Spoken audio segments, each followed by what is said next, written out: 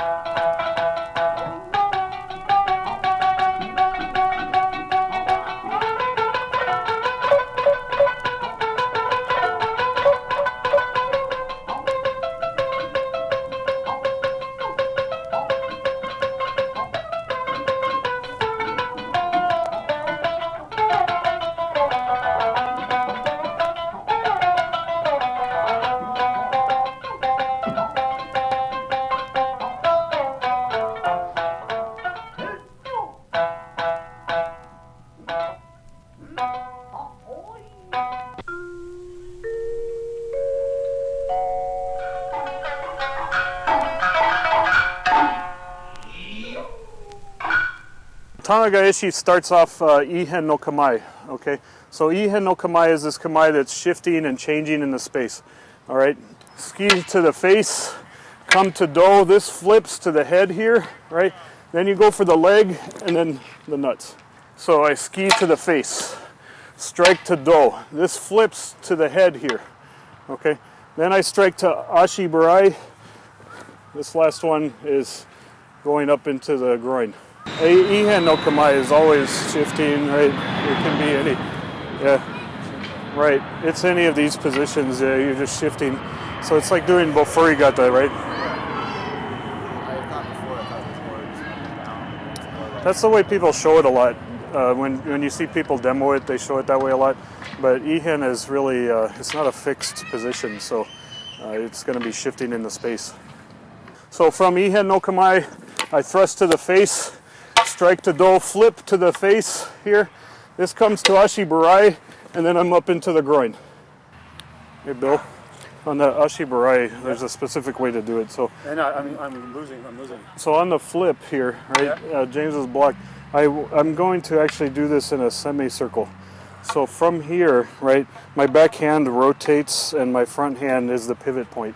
Okay. So, I usually have them on this side. well, it doesn't matter. So from here, though, it does this rotation to the leg. What am I catching? What are you seeing me doing? I saw you just kind of go like that, Oh, okay. which you'll get there, but it won't have any power. Okay. So instead you want to go bam, like that. Okay, it's this rotation that happens, and you step with it, and that really can break something or knock him down, right? Okay. Ski to the face, striking to do, flipping to the head here. This is ashi burai low, and that last one is to the groin. Okay. So the last one is just basically, Yeah, so you've done an ashi burai low to the leg, and then you use this lever up into the groin, okay? So if you're doing your ski here, it's hard to block when it comes right down the middle, right? When you're here, you do this flip here. If you really want to get that leg like it says in the kata here, then you can come through this way, right?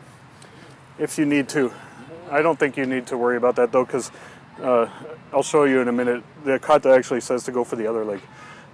This version I just showed you guys is the one that you'll see on Soke's Bojutsu DVD, but it's not correct with the Japanese text. So yeah, it goes to the other leg, but it's same principle though. Remember, we're doing this ihen no kamae. So ihen is a shifting kamae. It's not settled on any particular moment, or you're not stopping in space here. So when it shifts here, it should be part of your deception to sort of fool this guy, okay? And one of the ways that happens is like you can ski from this position, you can ski from this position, you can ski from this position, right? So if I'm here and I ski from this position, it comes out. So you see it comes from high to low here, okay? If I'm shifting here in my kamae and I'm already at that position, I can just ski out. If I'm already low, right, I can just ski. And obviously the middle one here just skis out too, okay? So it's important to be able to shift like that when you're doing the first strike. One more here. So from my ihen no kamae here, I'm shifting, and then it skis to his face. Okay. So this ski is directed at the face, and it's difficult for him to block. Okay. He's going to try to choose one side or the other. And like you guys have heard me say recently, one way to make it hard on him is don't aim at one side or the other. Aim down the middle at his sword. Okay, because when I aim at the sword, you see his sword is like a wedge shape. So when I hit it, my bow is just going to naturally go one side or the other by itself. And that's confusing to him. He doesn't know which side I'm going to go on, nor do I, right? So from here, I just come down the middle here. You want to block? Yeah. Okay. So here, you see how hard that is for him to block? He tried to guess and he guessed wrong, right? It's very hard to block, okay? So here, so there, he blocked that side. So now I have this do strike, okay? So the strike to do is here on the side. Let's go this way. So I ski down the middle there. It's hard for him to block there. Okay, now you see how this guy has him crowded up here. So this strike to the head is very natural. Okay, I just flip to the head. So he tries to block that one too, right? Then this comes down to the leg, and then you're up here in the groin. So you see how each one leads to the next.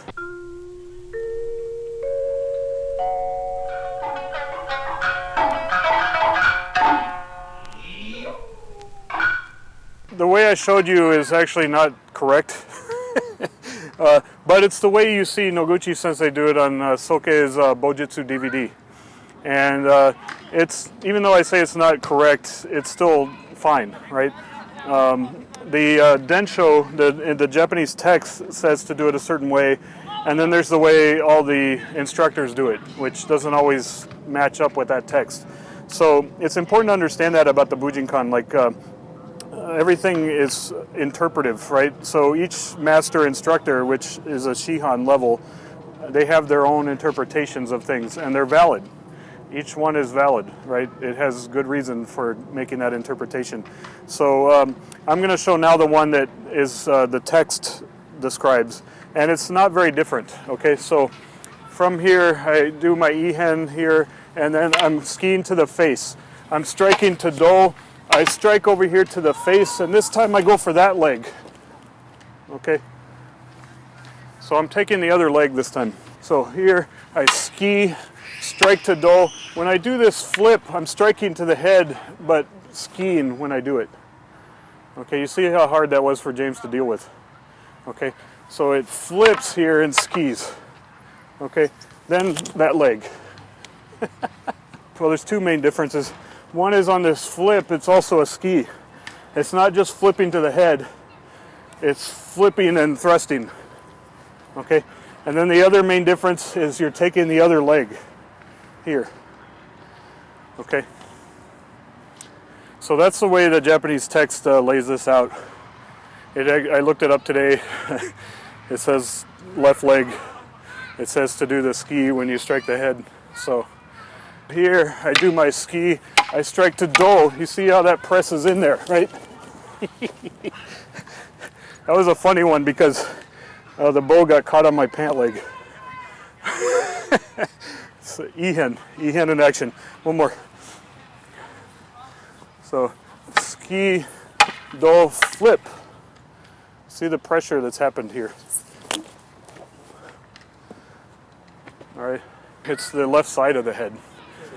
First on top and then ski? No, it's the left side. So the target in the text says left side of the head and then ski. But where are you skiing? The side of the head? Yeah, you're striking the side of the head there. Yeah, it says to strike to the left side of the head and then ski. Hey Bill, one trick for you to be safer is when you're blocking, so he do that same strike you just did to him. Yeah, so if you put a lot of tension here, when it gives, that's when you get nailed. Okay. So the better thing to do is he strikes, absorb it with your body. Okay. Right? So I'm not putting too much tension here. Plus that frees me up for other things. Okay. Right? So for you, that's, don't muscle it out, because when that releases, bam, that's when you get nailed.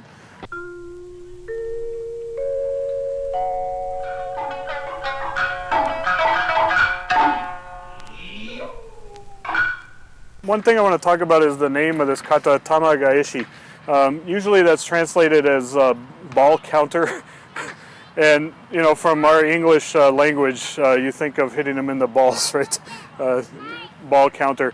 Tama also can be translated as jewel, so it's like family jewels, right? But there's another way to look at this, which is the idea of billiard balls bouncing off one another. Okay, so gaeshi is like is counter, but it also can mean return, okay, or reflect or bounce, right? So we're gonna do it with that feeling. Jesse, if I can borrow you. So when I do this first ski, he blocks there, right? So from this block, he's pushing, which drives that. Okay. So you block this one. When he blocks this one, you see what it does to my bow, right? So that drives that. Okay. When am I on the right one? Yes. So when I go for the leg down here, he blocks. Can you block that one? So he blocks this, which kicks that up.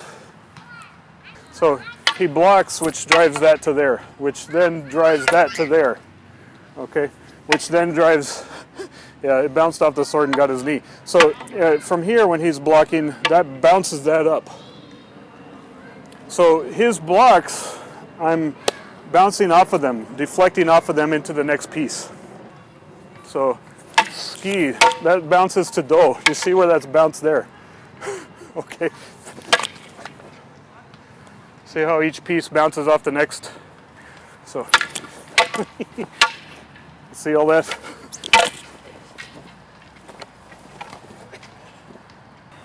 So here, there's that strike he hits my bow. Okay, again. So I'm just showing you guys. I did it one-handed just to show his energy helps to propel that, bouncing it around. And you take that when he does that. So he does that there. You take that and add to it. Okay, when you're doing the head strike. No, from the do strike here, see how that made the bow go that way? Okay, I'm not doing it with any strength, just to show you guys the reflection, the bounce off there is what propels it. So I'm doing the do strike, and you see it bounce to that very easily. And then this here, there's pressure he's giving me, which will let that happen. Okay. So in a sense, the blocks are telling you what to do. They are. They're giving me information from him about how his body is, what kind of balance he has, how threatened he feels. I'm getting a lot of information just through the connection with the bow.